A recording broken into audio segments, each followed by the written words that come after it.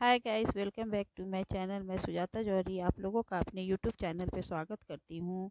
जो लोग मेरे चैनल को लाइक नहीं किए होंगे, लाइक कर दीजिएगा एवं सब्सक्राइब कर दीजिएगा और बेल आइकन बटन पे प्रेस कर दीजिएगा ताकि मेरा नोटिफिकेशन आप लोगों तक सबसे पहले पहुँच सके। तो आइए आज हम लोग जानते हैं कि 22 जनवरी को क्या है। तो 22 जनवरी के दिन राम जी का प्राण प्रतिष्ठा दिवस है। अयोध्या में जो राम जी की मूर्ति है वो है, उनकी प्राण प्रतिष्ठा 22 जनवरी को ही हुई है। तो हमें 22 जनवरी को राम जी का जन्म दिवस मनाना ज़रूरी है।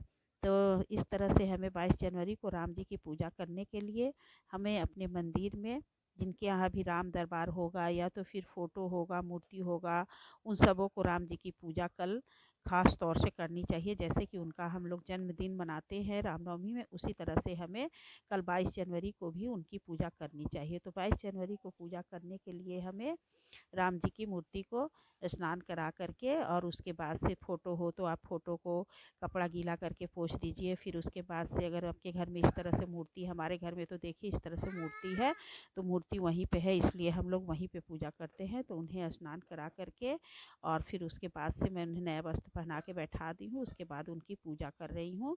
तो इस तरह से हमें सभी को पहले जल से आचमनी करा देना है और जल से आचमनी कराने के बाद से हमें उन्हें फूल समर्पित कर देना है। तो इस तरह से हमें फूल चढ़ा देना है। फूल आपके पास जो भी होगा आप वो फूल चढ़ा दीजिएगा, नहीं तो आपके मन में यदि ज़्यादा ही होगी तो आप बाहर से भी फूल माला मंगवा सकती हैं।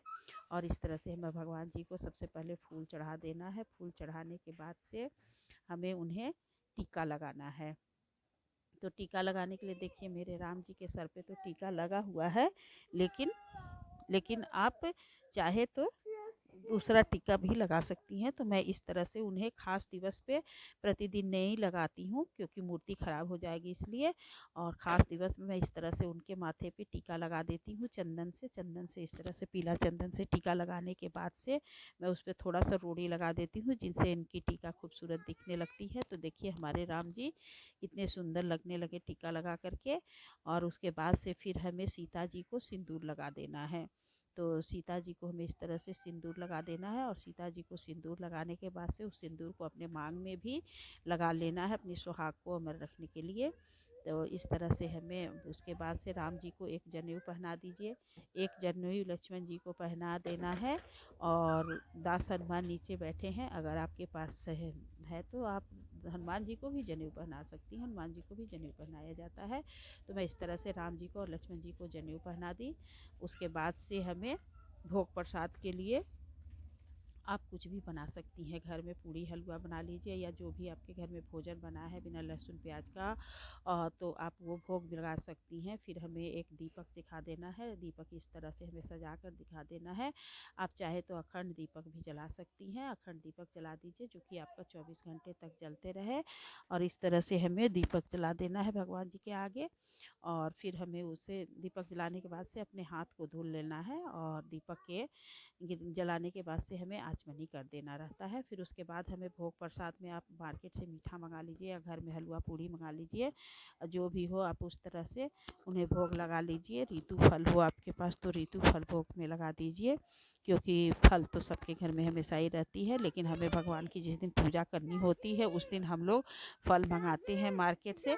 इस तरह से हमें फल मंगा लेना है, हमें भगवान जी को और हमें भोग लगाना है। तो हमें कुछ मीठा बाज़ार से मंगा लेना चाहिए और इस तरह से हमें कुछ मीठे का भोग लगा देना चाहिए। और यदि नहीं मंगवा सकती हैं तो हलवा पूड़ी घर में बनाकर भोग लगाइए। ऋतु फल का भोग लगा देना चाहिए, जो भी फल आपके पास हो या आप जो भी फल मंगा सकती हैं। तो इस तरह से हमें भगवान जी को फल का भोग लगा देना चाहिए। और उसके बाद से हमें एक तुलसी दल राम जी को भी समर्पित करना चाहिए। जैसे कि कृष्ण जी को समर्पित होता है, शालिग्राम भगवान जी को समर्पित होता है, तो राम जी को भी तुलसी दल समर्पित होता है। तो इस तरह से राम जी को भी तुलसी दल समर्पित कर देना। उसके बाद से हमें आचमनी करा देना है और आचमनी कराने के बाद से हमें एक दीपक एक धूप भी दिखा देना है। और धूप दिखाने के बाद से फिर हमें भगवान जी से क्षमा प्रार्थना कर लेते हैं, भगवान जी जैसे हमको आता था वैसे हम आपकी पूजा की, इसलिए हमसे जो भी पूजा में भूल चूक हो गई होगी उसे आप क्षमा कर दीजिएगा। और उसके बाद से हमें आरती भी दिखा देनी है, तो आरती हमें राम जी की आरती गा देनी है। इस तरह से हमारी पूजा संपूर्ण हो गई। तो आप लोग 22 जनवरी को सभी लोग ज़रूर से ज़रूर पूजा करिएगा और कमेंट में जय श्री राम ज़रूर से ज़रूर लिखिएगा। इस तरह से हमें राम जी की पूजा करनी है 22 जनवरी को, 22 जनवरी दिन बुधवार को।